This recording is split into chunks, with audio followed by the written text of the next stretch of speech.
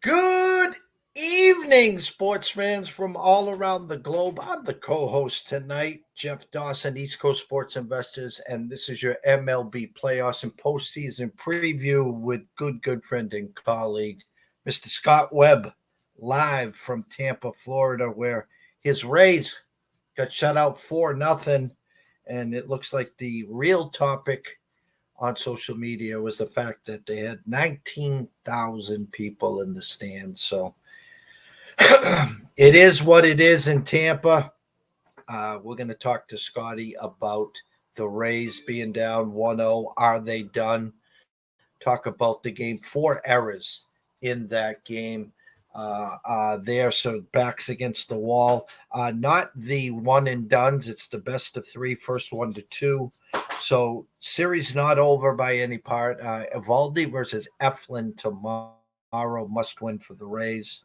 A quick shout out to the boys behind the glass: Joe Shea, Evan Lewis, Alu, Cade Horton, and Mr. Bennett. Thank you guys, and a quick shout out to our new sponsor and partnership with WagerWire. Shout out to Zach and Travis, as we are happier than hell to be partnered with you guys for a long journey ahead. It's going to be a fun time. So shout out to both of you guys as well. So without further ado, let's bring him in live from Tampa, the one and only Mr. Beam him up Scotty himself, Scotty Webb. Hey, Jeff, how are you today? I'm doing great, Scotty. How are you? Hey, well, the Rays didn't do that well, but I mean, it's Tuesday. It's the start of this is one of my favorite days because you get baseball. It used to be that it started at like noon or something. You had a game at noon, then a game at 4, then a game at 7, then a game at 10, and remember, you're just watching the games all day. Now they got 3 o'clock and then 2 sort of at 7 and 8 tonight, but.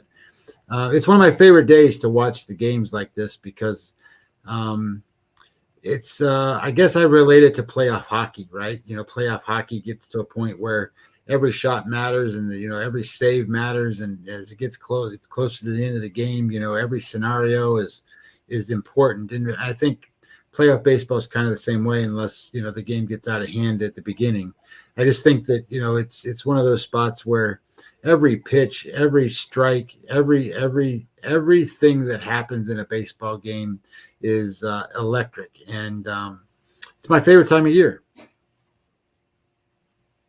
Oh, no doubt. And playoff baseball, like you said, playoff hockey, I agree with it, where every inning is like a game in itself. And in the regular season, leadoff walk is meaningless. But in the playoffs, the leadoff walk, you're at the edge of your seat and you're like, oh my God, here we go. And it's a, leadoff walk, pass, ball, grounded a second, and then a sac fly. It's 1-0, and there's no hits, but you still got 1-0. And that one run feels like it's 10 or 11 runs. It does. It's amazing. And I really want to see the Philadelphia game tonight because Philadelphia at home and that crowd, and now it's the playoffs and the energy level, it means a lot. And if you're on the field in uniform and you're playing, you can't help but have juice. How many games they go through? 162, right? So if you got 162 games in a regular season, you can't replicate the juice like this.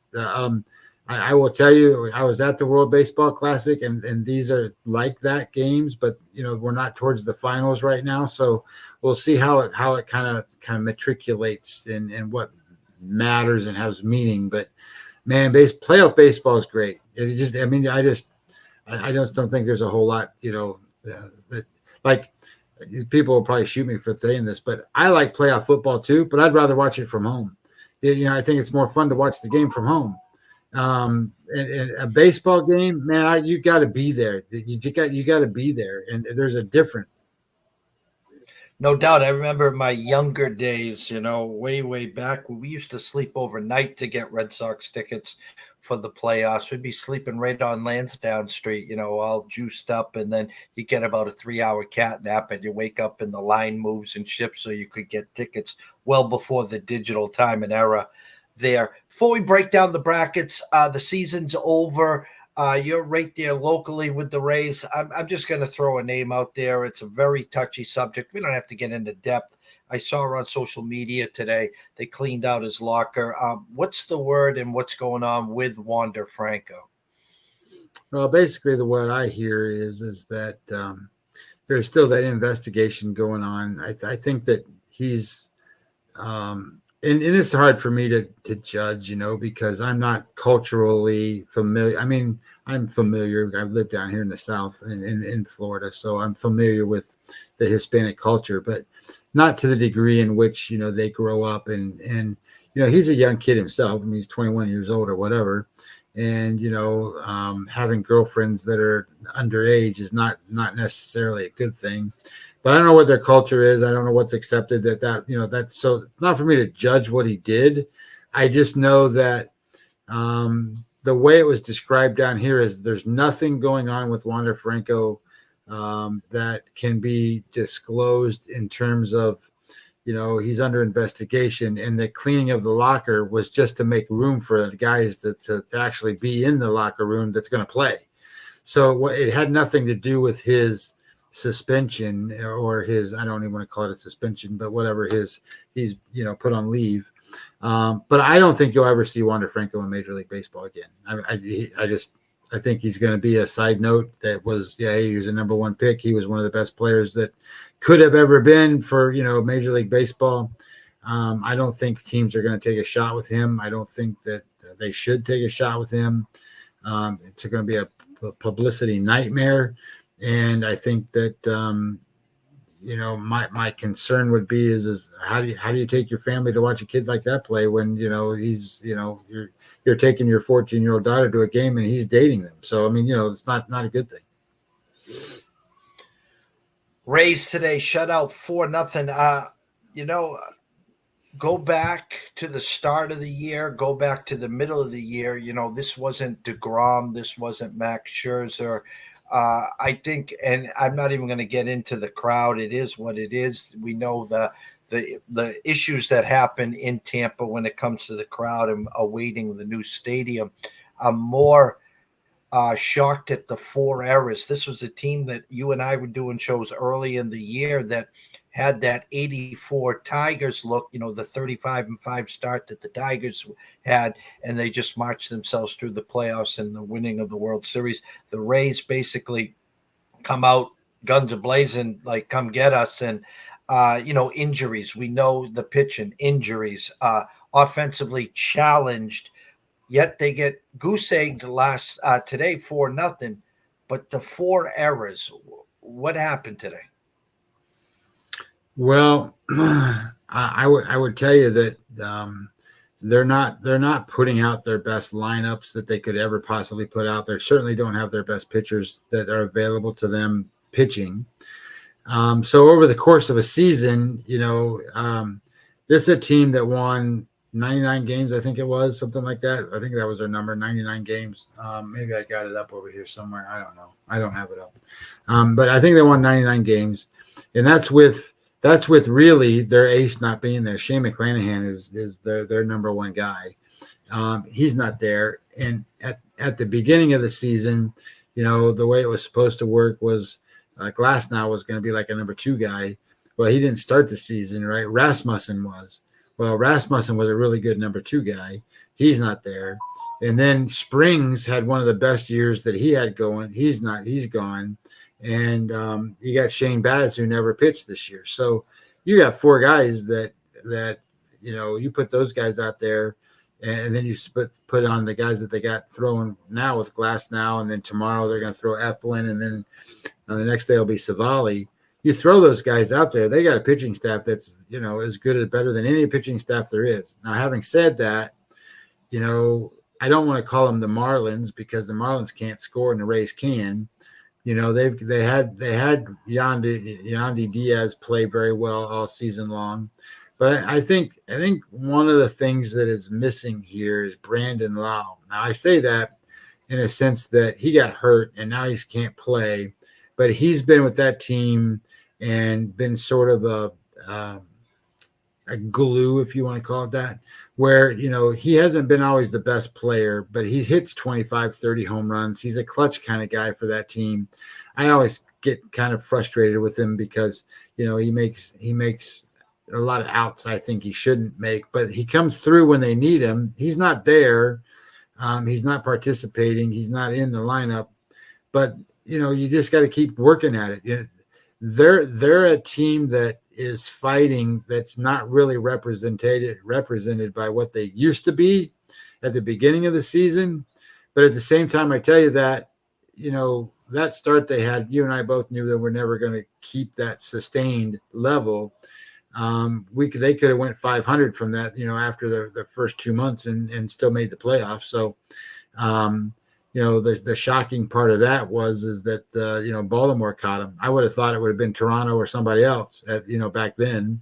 And we've seen kind of what Toronto's become, and we've seen sort of some of these other things, but, baseball has been a different sport this season. And I say that because, Sarah Langs, right? You've seen her tweets and all that stuff, and these guys, and one of the things they like to put out there is the win probability of these baseball games, and they go, the graph goes up and down and up and down and up and down and up and down and up and down until finally somebody wins.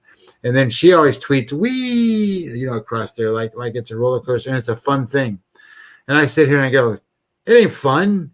You know what really makes me mad about baseball season this year, Jeff, is even when you win, you feel like, did I really win or did I get lucky? Because it's that roller coaster ride, right? So my intention on the gambling side of this is to really reevaluate what that looks like and why this season was that way, and see if I can come up with better conclusions, because I do a lot of work, man, and that I do so many different things to beat the number and to have the right side of things. And when it doesn't go right, and when it doesn't go right most of the time, like I had a losing season, I don't normally have that. So I'm not going to sit here and tell you that I was winning, because I really didn't. But I didn't feel like I was handicapping improperly. I just felt like I'd get ahead and lose, and then I'd be behind and go, okay, good, I'm behind. Now I'm going to catch up and win. And I wouldn't win.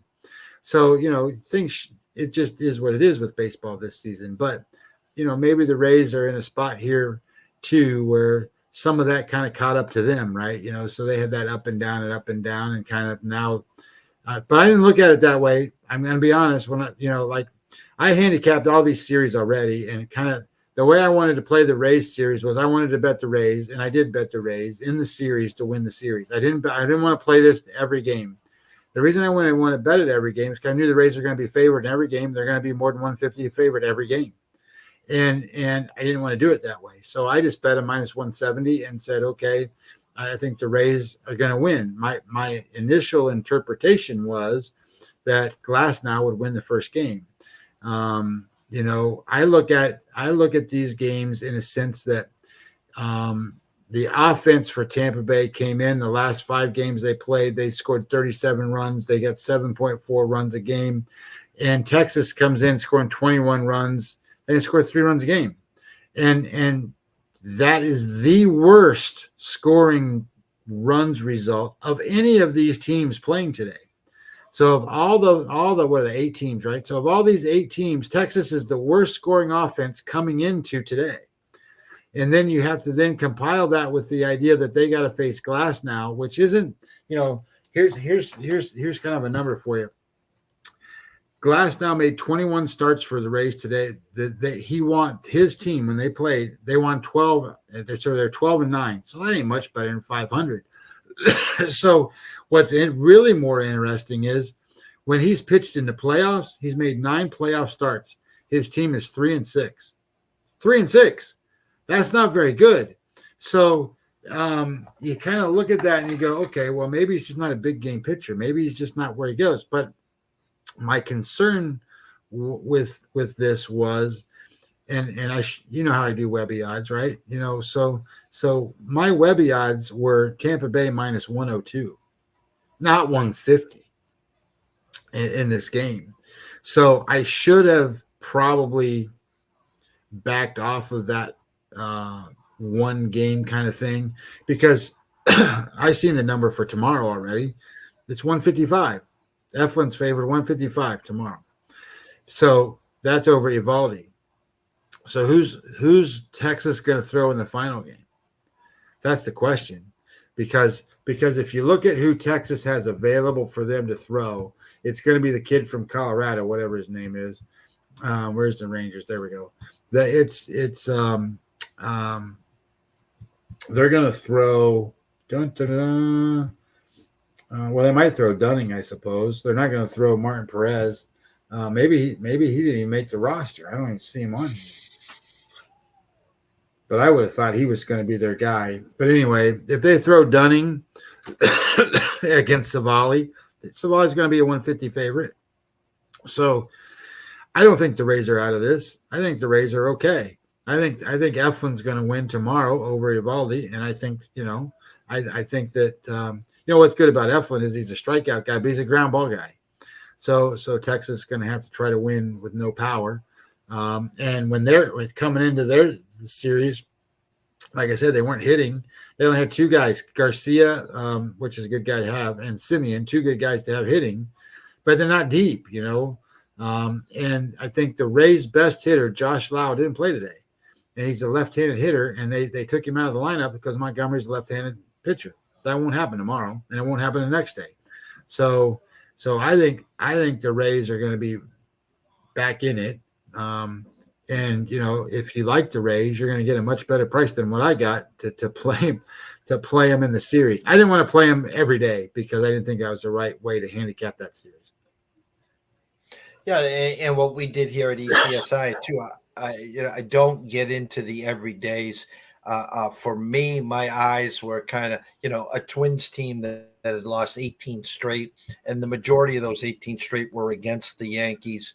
A team well rested, pitching good, defense okay and good, offense. I mean, it's Royce Lewis and a cloud of dust of late, and so I respected the fact that the Twins opened up the series minus 120. The whole world was on Toronto. I said to myself, well, Toronto should have been minus. I would have respected Toronto as a minus 120 favorite to win the series, especially with Gosman going today. So we gave out the Twins in the series. I'll tell you this, Twins did win 3-1 today. And I don't know who's pitching tomorrow, but I've already seen on DraftKings Twins minus 155 tomorrow, at FanDuel minus 148. Who do you have for a matchup tomorrow? I know Gray and Barrios. Sonny Gray. So Sonny Gray theoretically is the Twins' best pitcher. I know he didn't pitch today, but it's kind of like the Rays, right? If you put Eflin out there over the course of the season, he's been the Rays' best pitcher. So he didn't start today. But maybe that's a good thing because if he's pitching tomorrow, that gives them a better chance. And then I look at it like, I was playing this series game at a time, so my handicap on this one was wrong too. So the way I looked at this was Toronto hasn't been hitting that well. Minnesota comes in as the second highest scoring team over the last week. They got 6.8 runs a game. They got 41 runs in 6 games. Kepler, Julian, Castro, Kirilloff, Jeffers, Wallner, Larnach, and Solano all offensive WAR above a 1, and that's good considering that they're only talking about 7 days. So they were deep, and that doesn't even have Royce Lewis on there. And I think he's like when Royce Lewis came back from being called up and being injured, that team took off, and it took off because of that kid. That kid is something special, man, and I wish he was there all year. The bigger question I would have is if he didn't go down, would they even have brought in the shortstop from the Astros, right? Would they even have brought him in there? Maybe they probably wouldn't have. Like he hasn't really been that Correa hasn't done that for Minnesota, what I think they thought he was going to do. So what people don't realize about Minnesota is they can pitch. Their starting rotation can pitch. They're as good as any starting pitching staff you want to put out there. And if you and Lopez, Lopez is like the gun. Like he'll go out there and strike people out and do all that kind of stuff. Sonny Gray will strike people out, but he's also a crafty veteran guy that's been around the block a little bit. Barrios is not the guy that, if you're counting on, for Toronto to say, okay, my season depends and I'm putting Barrios on there. That's not that. You know who I'd rather put out there? And you're going to laugh. You're going to laugh at this like crazy. I'd rather put Kikuchi out there. Well, I would rather save Berrios, believe it or not, which they're saving Bassett. My point is, Berrios started his career at Minnesota too, so it's almost one of these me against the world. Let me show you. Now it's backs against the wall, so I feel there's a lot more pressure on Berrios, and he'll have a quick hook. So the line is settled down a little. It's bouncing around. So before we break down the bracket, go ahead. I was going to say, I thought this game was going to play out a little different. I thought Lopez would struggle a little bit just because of who he is and his nature and being a little bit amped up and not really pitching in these spots that often.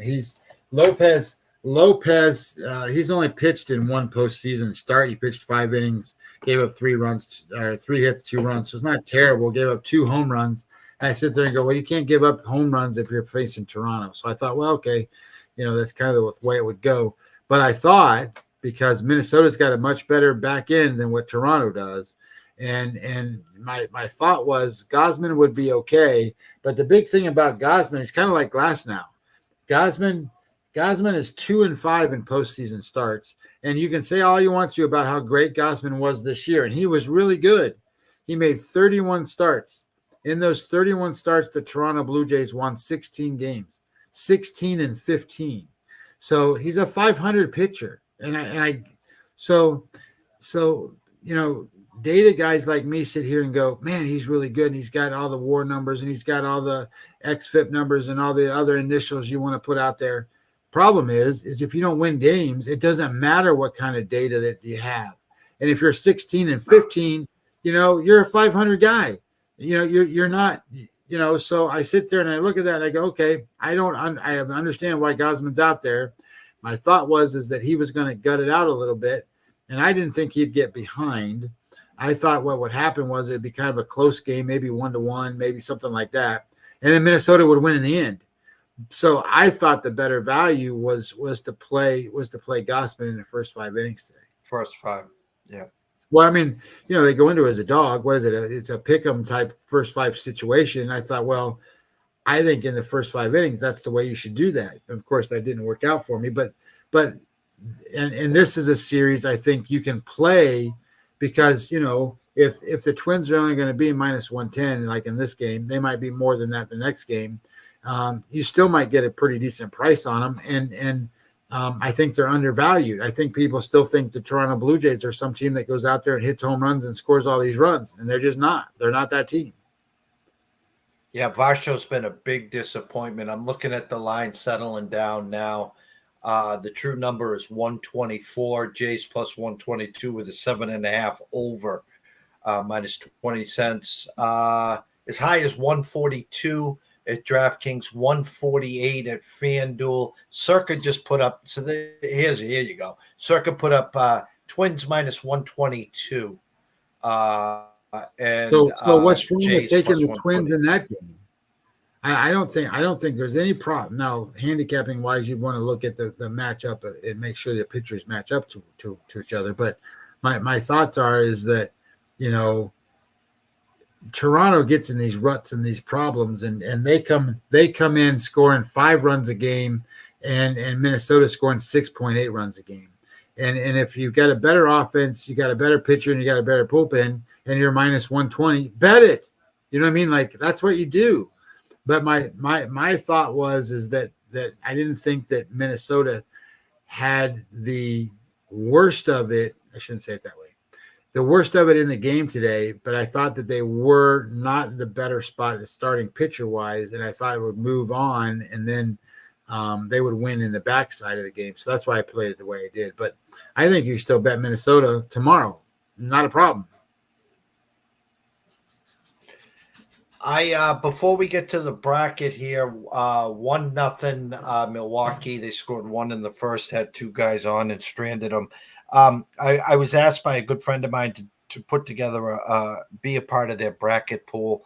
And so to speed this up here, I had Braves, Dodgers, Braves, and then I had Houston, Baltimore, and I took Baltimore. Now, again, I know their closer's out. I know they've slowed down. I think for the most part, when you're doing these bracket contests or whatever, I assume most people will have Atlanta versus the Dodgers. Vegas has them just over 2-1 to win it all. The next closest, I think, was the Dodgers at 4-1. The American League is an absolute coin flip. I can see people talking Houston because of the experience. There's a million ways to go. So before I pull out the bracket here, can the Braves be beat? Are we looking for a Braves versus Dodgers NL final to see who goes to the World Series? Well, I'm going to tell you, I don't think the Braves make it out of the round they're in. Okay. My thoughts are they don't have enough pitching. Now I get it that you got Strider or whatever, but Strider's hittable. I mean, people consider and say, oh, he strikes people out. Well, he does, but there's games where he's going to give up a lot, and he doesn't necessarily go out there and walk everybody, but he has some command issues, and you don't have three guys, and you need three guys. Who's their three guys?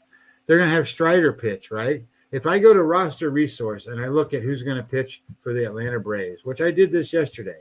So I'm looking at this, and I'm going to pull it up so I have it right here in front of me.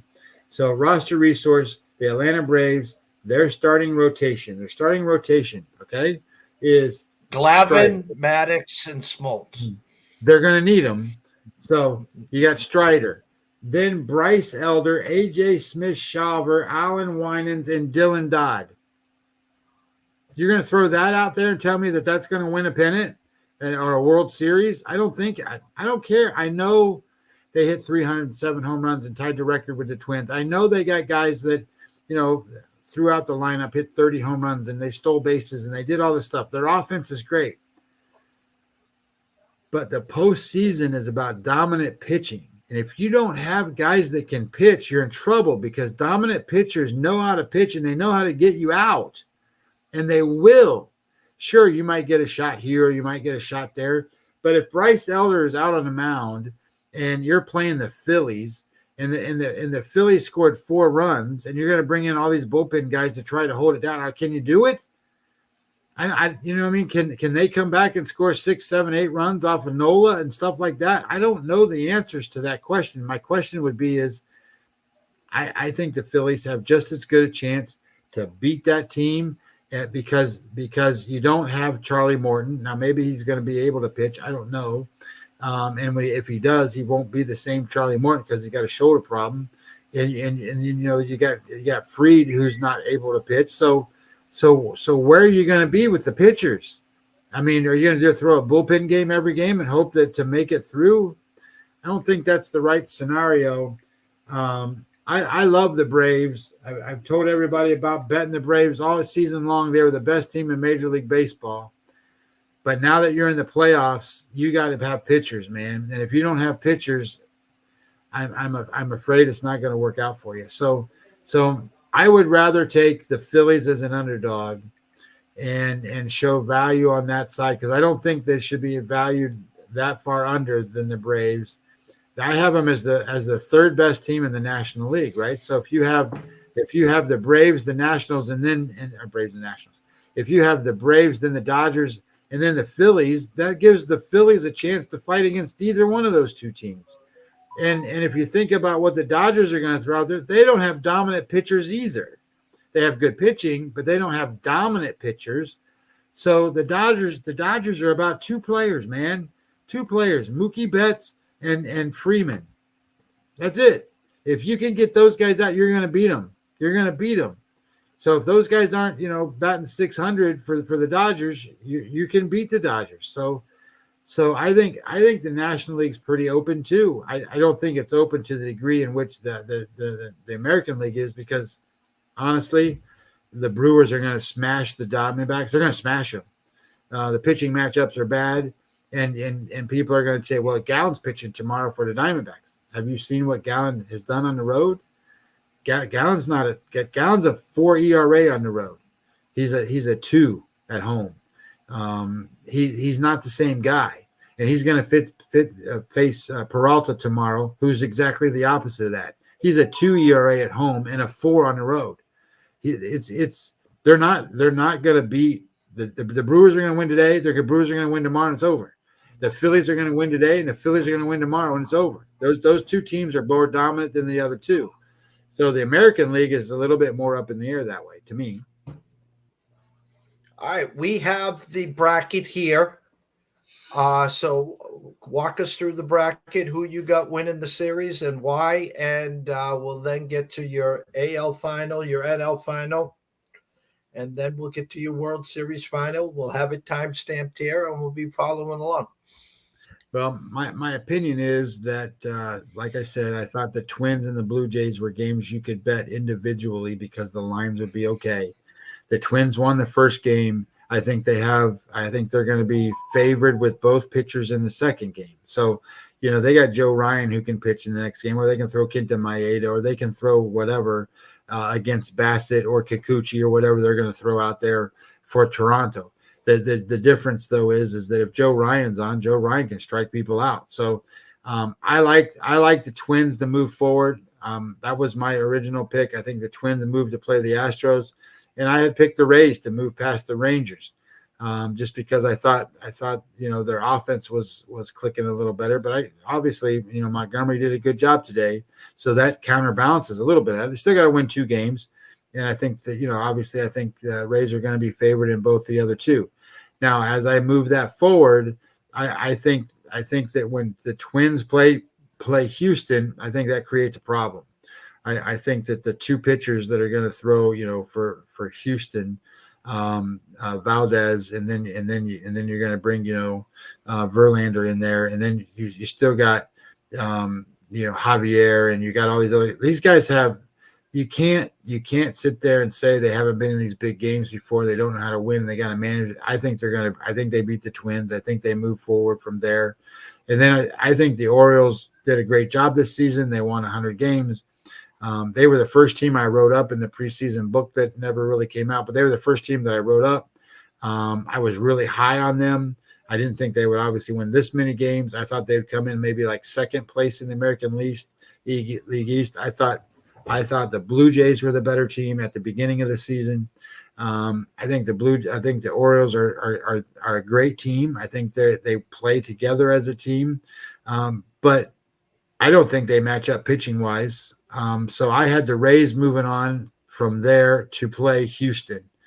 Then I had Houston beating the Rays because I think they're just deeper, better everywhere. I think Houston just comes out because I don't think they're that dominant of a team, to be honest. But I think that they're just you got to beat them, right? You got to beat them, and they don't let teams do that. They still hang around, and they're short series, and those guys get hot. Altuve and Bregman and those guys, they just do it.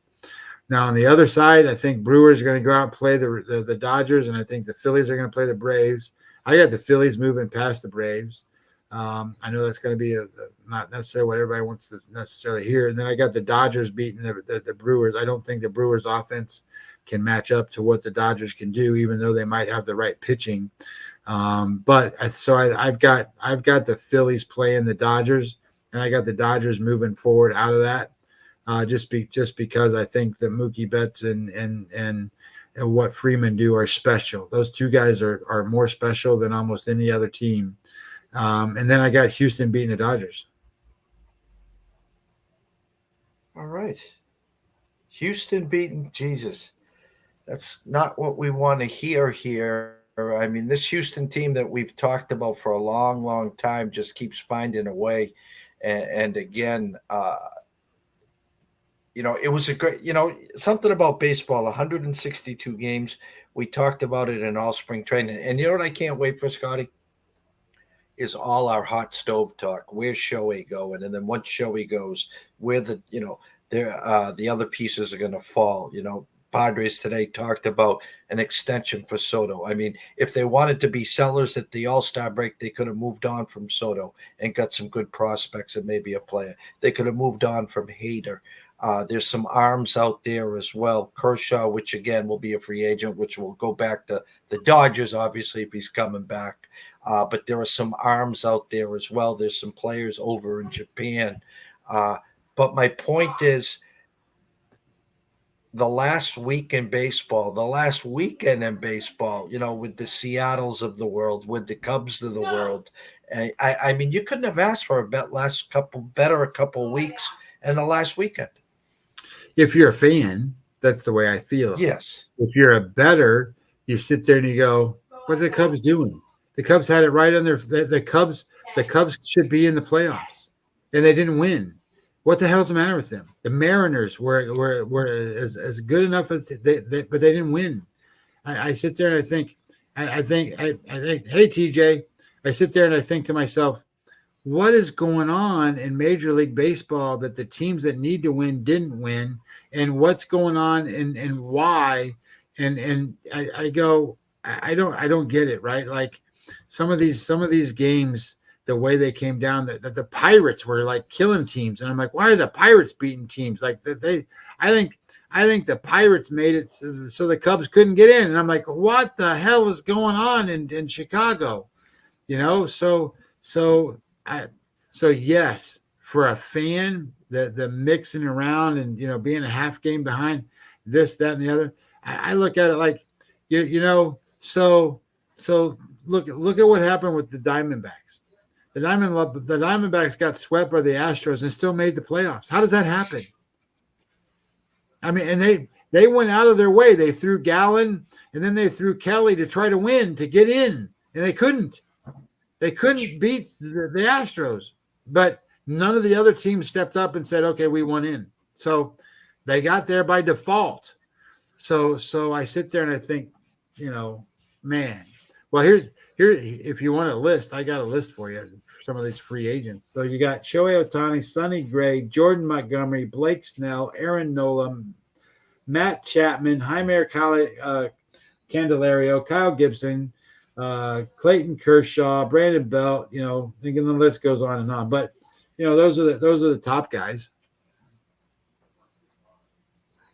I can't wait for the hot stove league. So your Dodgers, Astros winning. In my bracket pool, I had Braves, Orioles, Braves in 6. So we'll be following. It's hard to pick against the Braves. It's hard because that's the best team. They're the best team in Major League Baseball. They are. I think it's the wrong time for them, meaning that they don't have the arms right now to be that dominant. No, and as you've seen in the last few years in baseball, it's the teams that we look at. I'll go back to last year's Phillies. They had Wheeler and Nola, but their back end arms is what got them through. And that's what, the Red Sox glory years and some of the other teams, the Nationals, it's those guys in the middle and the back ends that step up. And then as you get closer to the AL and NL finals, and then obviously the World Series, it's guys that are in the bullpen that it's their pitching day to throw 30 pitches or whatever, that come out and get 2 or 3 outs. David Prices of the world, the Chris Sales of the world, the Nathan Evaldi's that get 3-4 outs. So it's going to be interesting for sure, Scotty. As we always do, it's been a while. Closing thoughts. Tell the viewers we got a handful here watching and listening. Shout out to our man TJ as always. Thank you so much for listening, Mr. Lucky, and a few other of the crazy cast of characters that are always joining us. Well, it's been a little while since I've been on, so I appreciate coming back on.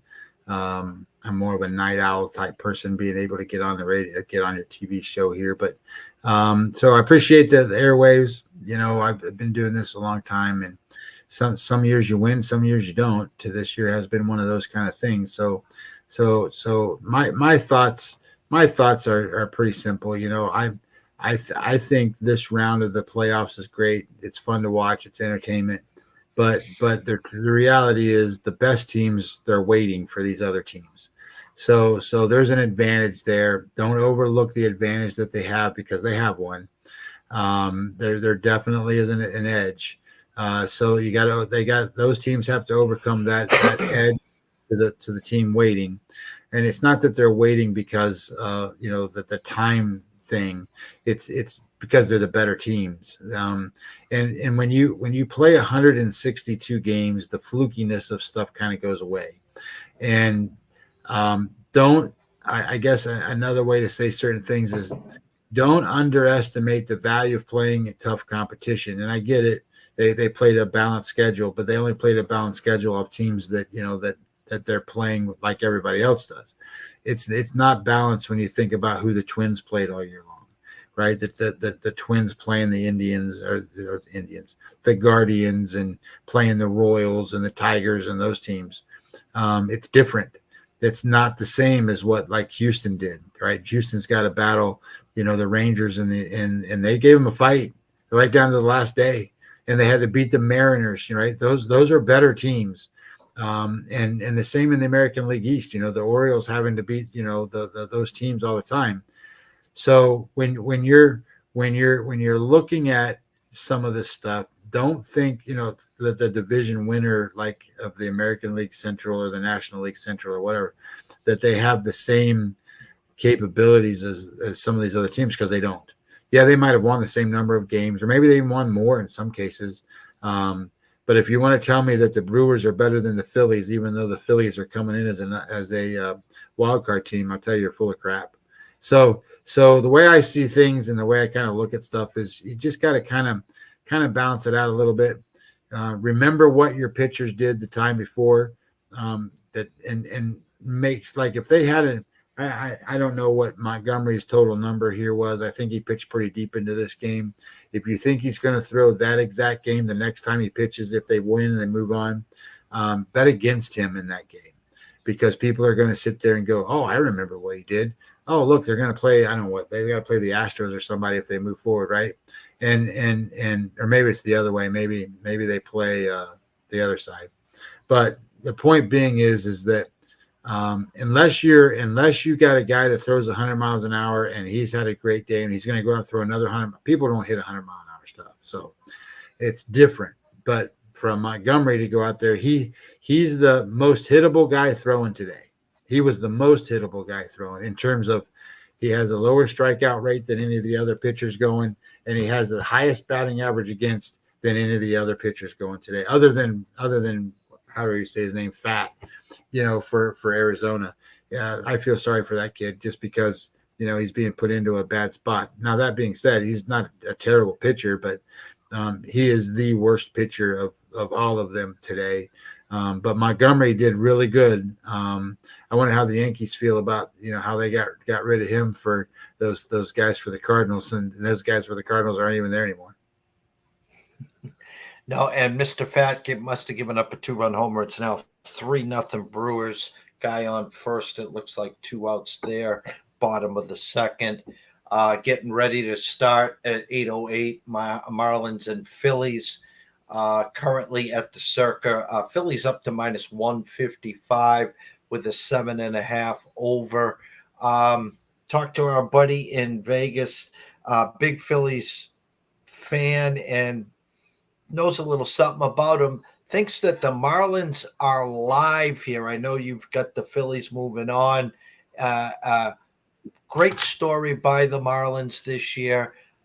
They were talking about Pablo Lopez, the trade that the Marlins made to bring Ariza over, and he only batted .356 and led the majors in on base batting average. What do the Marlins have to do to be competitive and get to Game 3 and get it back home? Well, they got to win tonight. So that's a number one. If you don't win tonight, you're not going to win tomorrow. So the way I see this is Luzardo has to be the dominant Luzardo that he can be. He has over his last 7 starts, his game score is 65. So 60 is like awesome. 65 is phenomenal. He's been 7 starts. He's been just dynamite, right? So he's 2-0 against the Phillies this year. So he's pitched against them twice. They've seen him, and he's beaten them twice. Wheeler's pitched 3 times against the Marlins this year. He's only won once. They're 1-2, and he's come in not pitching his best. Not that his game score for the season is a 59. Luzardo's a 56.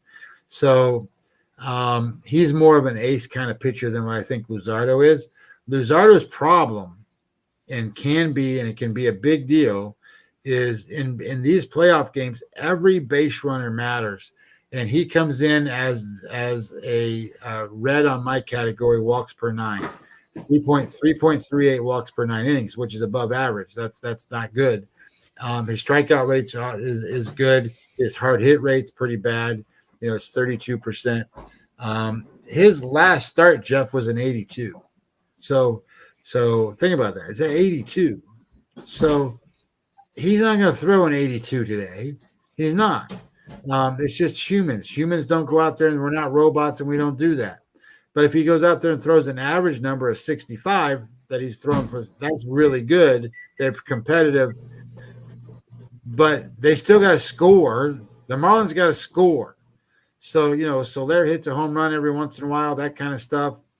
I don't see how the Marlins are competitive on offense to keep this thing going for them. And then tomorrow, if you think about who would be pitching for tomorrow for the Marlins, and when I pulled this up and kind of looked at what they got going on tomorrow, it's going to be Nola, and Nola's going to face Braxton Garrett. Now, Braxton Garrett's not a bad pitcher, but he's not an elite kind of upper level kind of guy, except for a short span this year. He was really good for a short span. He's not that guy right now. And then Edwin Cabrera. Now, those are good pitchers for Miami, but they still got to score. And the Phillies got guys that can go out and shut that down. They got a back end that can shut that down. So where's the edge? Well, the edge is with the Phillies offense, and their pitchers are going to stack up just as nice. I understand why people like Luzardo. I know why people like Luzardo. I think Luzardo can be really good.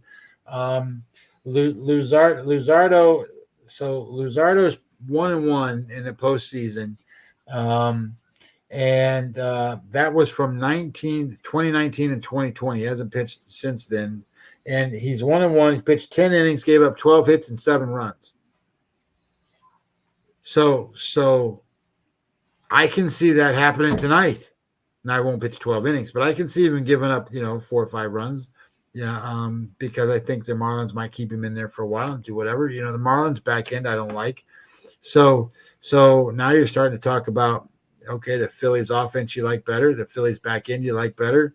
So if you like the Marlins, I don't think they're live to win the series. They might, if they were to win this game, wouldn't shock me totally, because Wheeler he's been a bad person for me, by the way. Every time I bet on him, he loses. Every time I bet against him, I lose. So it kind of is that for me with him. I think Wheeler is probably way more reliable, way more dependable, been in these spots way more times. I'm trying to look at his other number here. See, this is kind of more what you want. He's 19 wins, 13 losses when their team starts. That's not terrible. That's pretty good. That's the best, other than Luzardo is 19-12, by the way, when the Marlins pitch. Fat, by the way, is 8-10. Gosman 16-15. That was kind of a surprising one to me. And the most surprising one of all of them was Montgomery. Montgomery's pitched 32 times. overall, because he pitched some with St. Louis. You got to remember, he came over. People forget he was with St. Louis. He's pitched 32 times. His team's won 11 times out of those 32. 11 and 21. And when he came to the Rangers, his number was 7 and 14. He loses 2 out of every 3 he starts. I think he was on like a 1 and 15 stretch from when he went from New York to St. Louis, and he'll be that start today will make him a lot of money coming the offseason. He'll end up being a Red Sox before you know it. So everyone watching and listening, it's postseason time. So any pizza and beer you want to scratch an itch, you might as well go on an anytime homer by Kyle Schwarber. He'll probably lead off the game with a homer. We know that. So I know it's left versus Schwarber, but either it's a homer or strikes out. So he doesn't single in between. So I don't know what his prop number is, but if you wanted a Schwarber homer to scratch an itch, please do that. Scotty, always a pleasure. The scroll has been going. Go follow him at Webby20MLB. Jump over to YouTube, subscribe to our YouTube station if you came in late to the show. Scotty, I'm going to plan on bringing you back throughout the playoffs. So I know you're back on nights, and I'll check my schedule, and we'll do some more night shows throughout the whole playoffs.